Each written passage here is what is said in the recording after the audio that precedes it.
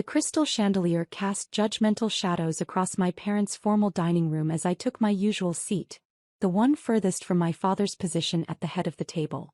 The family emergency meeting invitation had arrived yesterday, written in my mother's perfect cursive, dripping with the kind of concern that felt more like criticism. "Olivia, darling." My mother's voice carried that familiar note of disappointment as she adjusted the elaborate flower centerpiece. "You could have at least worn something more presentable." I glanced down at my simple white shirt and black pants. The outfit probably cost more than her entire wardrobe, but they'd never know that. Just like they'd never bothered to ask what I really did with my little online business for the past 4 years. My sister Victoria swept in, designer heels clicking against the hardwood floors, Hermes bag swinging from her arm. As the CFO of our father's investment firm, she was everything I supposedly wasn't: successful, ambitious, properly focused on the family legacy. "Still running that little Etsy shop or whatever it is?" she smirked, settling into her chair. "Selling homemade crafts to bored housewives?" I took a slow sip of water, letting her words roll off me like they had for years. If she only knew about the meeting I'd had this morning with the Forbes editorial team, or the photo shoot scheduled for tomorrow. "Let's get started," my father announced, his voice carrying the weight of 30 years as CEO of Harrison Financial Group. "We're here because we're concerned about Olivia's situation." There was my situation. That's what they'd been calling my decision to leave a proper corporate job and start my own company. 4 years of subtle jabs, worried phone calls, and not-so-subtle hints about real careers with actual benefits. "The family reputation is important," my mother added, wringing her hands. "And frankly, dear, this phase of yours, it's beginning to affect our standing in certain circles." I thought about the acquisition papers sitting in my real office.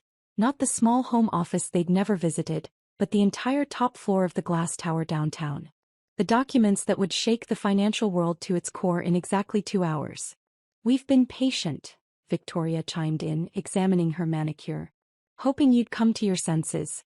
Return to a respectable position, maybe even join the family firm." My phone buzzed silently. A message from Marcus, my COO. "Everything's set. Press embargo lifts at 6 p.m. I checked my watch. 1 hour and 57 minutes until everything changed. "The thing is, sweetheart," Dad leaned forward, his voice taking on that patronizing tone he used with difficult clients, "we've found you a position. Junior analyst at Harrison Financial. You can start Monday." I studied his face, wondering if he'd even recognize the woman who would be featured in tomorrow's business section. The one they were calling a visionary, a market disruptor, the future of financial technology. "Did you know," I said carefully, "that Forbes is announcing their most powerful women list today?" Victoria waved her hand dismissively. "Of course. I've been shortlisted 3 years running." She hadn't, but no one corrected her. "Though I doubt that's relevant to your craft business." "Actually," my mother interrupted, "we need to discuss something more immediate. The country club board meeting is tomorrow, and people have been asking questions about what you do." I bit back a smile, thinking of the country club. The same one my company had quietly purchased last month through a subsidiary, along with half the properties in their precious gated community. "What do you tell them?" I asked innocently. "Well," she flustered, "we try to be vague. It's easier than explaining that our daughter sells." "What is it you sell exactly?" "Financial technology solutions," I said simply. "Shopify websites for small businesses," Victoria corrected with a smirk. "Let's call it what it is." My phone buzzed again. "Marcus, news outlets are prepped. Your profile's going live in major financial papers simultaneously with the Forbes announcement." "The point is," Dad cut in, "this has gone on long enough. You're 32 years old, Olivia. Time to join the real world." "The real world," I repeated softly, thinking of my company's current valuation. The one that would make headlines in less than 2 hours. "Yes, the real world," Victoria emphasized. "Where success is measured in actual numbers, not Instagram likes." Just then everyone's phones chimed simultaneously. Breaking news alerts. Major financial technology acquisition to be announced at 6 p.m. Sources say largest deal in industry history. "Speaking of real numbers," I murmured, watching Victoria scramble to read the alert. How's Harrison Financial's tech division performing these days? Dad frowned, glancing at his phone. We're holding our own. Though this announcement might affect market positioning. White. I raised an eyebrow. An acquisition this size will redefine the entire industry. Every financial institution will have to adapt or become obsolete. And how would you know that? Victoria scoffed. From your extensive experience selling digital templates? I stood slowly, smoothing my simple white shirt. I should head back to the office. Busy evening ahead. Sit down, Dad commanded. We're not finished discussing your future. Actually, I gathered my things. I think the future is about to discuss itself. As I walked to the door, my mother called out, "Don't forget about the junior analyst position. They need an answer by tomorrow." I paused at the threshold, allowing myself one small smile. I'm afraid I'll have to decline. I have a board meeting tomorrow. My board. Your what? Victoria's voice rose an octave. But I was already walking out, leaving them to their confusion. In less than 2 hours, they'd learn exactly what I'd built while they were busy undermining me. The next hour passed in a blur of final preparations. In my actual office, the penthouse suite of Genesis Tower, I reviewed the press release one last time while Marcus coordinated with our PR team. They have no idea, do they? He asked, adjusting his tie. That you're about to become the youngest female CEO of a Fortune 500 company? I thought about Victoria's smirk, my mother's embarrassment, my father's condescension. They're about to know everything, I replied, standing to face the wall of windows overlooking the city. Time to rewrite their story about me. At exactly 5:55 p.m. I stepped into the elevator. Marcus handed me a small folder, the only prop I'd need for what came next.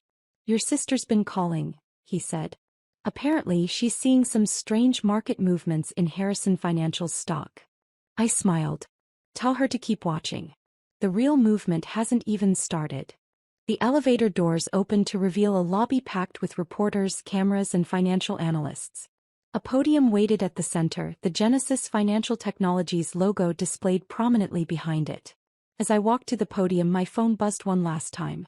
A message from Dad. Something big is happening in the fintech sector. Could affect our market position. Perhaps we should discuss that analyst role sooner rather than later. I slipped the phone into my pocket without replying. He'd find out soon enough exactly how the market was about to change. The cameras flashed as I took my place. Somewhere across the city, in my parents' formal dining room, my family was probably gathered around Victoria's phone, waiting to see who this mystery buyer was. I smiled directly into the cameras, knowing the moment had finally arrived. Good evening, I began, my voice clear and confident. I'm Olivia Harrison, CEO of Genesis Financial Technologies. The rest would be history. The aftermath was immediate and electric. As I concluded the press conference, announcing not just Genesis Financial Technologies' $8.2 billion acquisition of our largest competitor, but also our revolutionary AI-driven banking platform, my phone exploded with notifications. 52 missed calls from Dad. 38 from Mom. 67 from Victoria. 241 text messages and counting. I sat in my office watching the city lights flicker to life while Marcus brought in the evening's news coverage. Tech prodigy Olivia Harrison emerges as fintech's newest power player. Genesis Financial's AI banking platform reshapes industry. Harrison Financial Group faces uncertain future as competitor falls to founder's daughter. Your father's on his third attempt to get past security, Marcus reported, setting down a fresh espresso. Victoria's threatened to call the police if we don't let her up. I picked up my phone, scanning the messages. From Dad, what have you done? This is impossible. Call me immediately. From Mom, darling, we're all so proud. Why didn't you tell us? The country club board will be thrilled. From Victoria, you manipulative little. How long have you been planning this? This is sabotage. Ms. Harrison, my assistant's voice came through the intercom. The Forbes photographer is here for tomorrow's cover shoot. I stood, moving to the window. From here I could see Harrison Financial's headquarters, the building where I'd once been offered a junior analyst position. Where Victoria still thought she ruled the financial world. Send him up, I replied. And Marcus? Bring me the market analysis from today's trading. The numbers were staggering. Genesis's stock had soared 40% after my announcement. Our AI banking platform was being hailed as revolutionary. And Harrison Financial, well, they'd lost 25% of their value in 2 hours. My phone rang, the private line only 5 people had access to. The caller ID showed Elizabeth Chin, Forbes editor-in-chief. "Olivia," she said warmly when I answered. "The story's ready for tomorrow. The Silent Revolution. How Olivia Harrison built a financial empire while her family wasn't looking. Any last quotes you'd like to add?" I thought about that afternoon's family meeting. About all the meetings before it where they dismissed and diminished me. "Just one," I replied. "Success doesn't need permission. It just needs patience." After the photo shoot, Marcus brought in the latest analysis. 3 major banks had already reached out about implementing our AI platform. 6 more wanted partnership discussions. "Your sister's giving interviews," he noted, pulling up a financial news channel. "Trying to spin this as some kind of family collaboration." On screen, Victoria stood outside Harrison Financial's headquarters, her perfect composure cracking slightly. Of course we knew about Olivia's venture. The Harrison family has always supported innovation. I muted the TV. "Send her the cease and desist letter. No unauthorized statements about Genesis or my role here." "Already done. Also, your mother's posted 7 times on social media about her brilliant daughter who takes after me." I smiled wryly. Funny how quickly craft business becomes brilliant venture when the numbers have 9 zeros. A knock at my door interrupted us. "Miss Harrison? Your father's here again. He's brought your grandfather." That made me pause. Alexander Harrison Sr., the patriarch who'd started Harrison Financial Group 40 years ago. The man who'd first taught me about market patterns and financial strategies, before my father and sister decided I wasn't suited for finance. "Send them up," I said after a moment's consideration. "And Marcus, get me the Harrison Financial acquisition proposal." While waiting, I studied my reflection in the window. Still wearing that simple white shirt that had so disappointed my mother this afternoon. Amazing how different the same outfit looked when framed by a billion-dollar view. The door opened. Dad stepped in first, looking smaller somehow in my vast office. But Grandpa walked in with a hint of a smile playing at his lips. "The quiet one," he said softly, looking around at my empire. "Always watching, always learning. I wondered when you'd show them." Dad's head snapped up. "You knew." "Known since she was 12, Grandpa eased himself into a chair. "When she corrected my market analysis over breakfast. You were too busy praising Victoria's new haircut to notice." I sat behind my desk, watching my father struggle to reconcile his narrative about me with the reality before him. "Why?" he finally asked. "Why the deception?" "Deception," I echoed. "I built this company openly. Filed all the proper paperwork. Even used our family name. You just never bothered to look beyond your own assumptions. But your little online business was a subsidiary. One small part of Genesis that I let you see. The perfect cover for a family that wouldn't understand or accept what I was really building." Grandpa chuckled. "And now you own the country club where they wouldn't even give you a full membership." Dad's head snapped up again. "What?" "Genesis acquired it last month," I confirmed. "Along with most of the properties in that gated community you're so proud of. Amazing what you can buy when no one takes you seriously enough to check the buyer's identity." "This will destroy Harrison Financial," Dad said quietly. "No," I corrected, sliding a folder across the desk. "This will save it. If you're smart enough to take the offer." He opened the folder with trembling hands, reading the acquisition proposal I'd had prepared for weeks. "A merger," he whispered. "Harrison Financial becomes part of Genesis," I explained. "You keep the name, keep some autonomy, but ultimately join the future instead of fighting it." "And if we refuse?" I pulled up our AI platform demo on my screen. "Then you compete against technology that's already revolutionizing banking. Against a company that's now worth 4 times yours. Against the future itself." "Victoria will never accept this," he said, but his voice lacked conviction. "Victoria just lost your 3 biggest clients to us this afternoon," I replied calmly. "They signed transfer papers right after my press conference. She doesn't have to accept it. The board will do that for her." Grandpa leaned forward, eyes twinkling. You've orchestrated quite a checkmate, my dear. I learned from the best, I smiled at him. You always said to watch the quiet ones. They see everything while everyone else is busy talking. A knock interrupted us, Marcus, with more market updates. Genesis stock was up another 15% in after-hours trading. Harrison Financial had been downgraded by 3 major analysts. Think about the offer, I told my father as he stood to leave. You have until morning. After that, the terms become less generous. At the door he paused. That junior analyst position was beneath me 4 years ago, I finished for him. Just like it was beneath me today. The difference is now you know why. After they left, I turned back to the window, watching the city sparkle beneath me. Tomorrow would bring more challenges, more family drama, more attempts to rewrite history. But for now, sitting in my office in my simple white shirt, I was exactly where I needed to be. Because sometimes the best revenge isn't proving people wrong. It's letting them realize they never really knew you at all. The morning after my revelation dawned bright and cold, much like the reception waiting for me in the business world.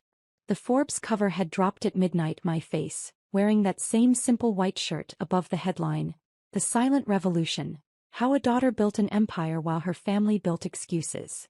I arrived at Genesis Tower early, passing through the crowd of reporters still camped outside. Inside my office, Marcus waited with the morning briefing. Victoria's on CNBC, he reported. Trying to claim she was your secret mentor all along. Says she guided your development from behind the scenes. I sipped my coffee, watching the interview on mute.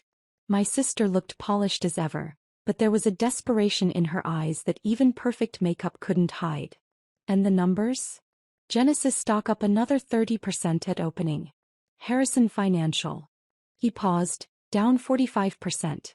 Their board is meeting in an hour to discuss our merger offer. My phone buzzed, a text from Mom. Darling, the country club is absolutely buzzing. I've already been approached about joining 3 charity boards. When can we schedule a proper family photo shoot for the society pages? I deleted it without responding. Your grandfather's here, my assistant announced through the intercom. And he's brought some interesting documents. Grandpa walked in carrying a worn leather briefcase I remembered from my childhood. The one he'd used to teach me about market analysis while everyone else was busy praising Victoria's latest accomplishments. Thought you might want these, he said, laying out old papers on my desk. Your first market prediction model. Age 12. The one that correctly forecast the 2008 crash 3 months before it happened. I picked up the faded papers, covered in my careful childhood handwriting. You kept these. Along with every business proposal you wrote in high school. The AI banking concept you developed in college. He smiled. The same AI system that's now worth billions. Does Dad know you had these? He never asked. Too busy grooming Victoria to be his mirror image. Grandpa sat down heavily. They're voting on your offer right now, you know. At Harrison Financial. I nodded, pulling up the live feed from their boardroom on my screen. Benefits of owning the building's security system. Another acquisition they'd never noticed. Victoria stood at the head of the table, gesturing frantically. Even without audio, I could read her lips. This is a hostile takeover. We can't let her win. Speaking of winning, Grandpa nodded toward my phone. Your mother's redecorated her social media with your Forbes cover. Though she's carefully cropped out the part where you mentioned their lack of support. Some things never change, I murmured just as my assistant buzzed again. Ms. Harrison? The Harrison Financial Board vote is in. I straightened in my chair, watching the feed. The board chairman was standing now, Victoria slumped in her seat, Dad staring blankly ahead. They accepted, my assistant confirmed. Full merger your terms. They want to announce immediately to stop their stock's decline. Grandpa chuckled. Well played, my dear. Now what? Now, I pressed the intercom, send in the transition team. And Marcus? Start the integration protocol we discussed. Within hours, Genesis teams were moving through Harrison Financial's offices. Victoria was escorted out. She'd be offered a position eventually, but not before she learned some humility. Dad was named Chairman Emeritus, a title with prestige but no power. As for me, I had an empire to run. The next few weeks transformed both companies. Our AI platform revolutionized Harrison's outdated systems. The merged entity's stock soared. And my family, well, they learned to live with a new kind of daughter. Mom stopped arranging suitable marriages and started asking about suitable investments. Victoria, stripped of her CFO title but learning actual finance in a junior role, discovered she had talents when she wasn't just playing politics. A month after the merger, I stood in my office reviewing the latest success metrics when my assistant announced one final visitor. "Your sister's here. Says it's important." Victoria walked in looking different somehow. The designer labels were gone, replaced by simple professional attire. The arrogance had faded from her stance. "I've been going through the AI platform documentation," she said without preamble. It's brilliant. I never understood what you were trying to explain all those years ago." "You never tried to understand," I corrected gently. "None of you did." She nodded slowly. "I know. And I'm sorry. Not because you won, but because I wasted years trying to be Dad's copy instead of learning to be myself." I studied her for a moment. "The junior analyst position is still open. The real one, not the fake one they offered me." "Interested. You trust me? After everything?" "Trust is earned," I replied. "Just like success. Are you ready to earn both?" She straightened, and for the first time I saw something of myself in her stance. "Yes, I am." "Then welcome to Genesis." I held out my hand. "Leave your assumptions at the door." That evening I added the Forbes cover to my wall of achievements, right next to those childhood market predictions Grandpa had saved. Below it I hung a simple white shirt framed, the one from that last family meeting. My phone buzzed, a message from Marcus about tomorrow's Global Finance Summit where I'd be giving the keynote speech. The topic? The power of being underestimated, how silence builds success. I smiled, remembering all those family dinners where they talked over me, around me, through me. They never noticed that the quiet one taking notes was actually taking control. Their mistake. My legacy. And as I looked out over my city, watching the lights come on in buildings I now owned, I knew this was just the beginning. Because sometimes success isn't about proving your family wrong. It's about proving yourself right even when no one else believes you can. 6 months later, Genesis had become the largest financial technology company in the world. Our AI platform had revolutionized banking. Victoria was excelling in her new role, learning to build her own success instead of copying others. And my parents, well, they'd learned to ask about my achievements instead of assuming my failures. As for me, I kept that simple white shirt as a reminder. Not of where I came from, but of how far I'd gone while they weren't looking. Because sometimes the best revenge isn't in proving people wrong. It's in building something so right that they can't help but acknowledge their own mistakes. And I was just getting started.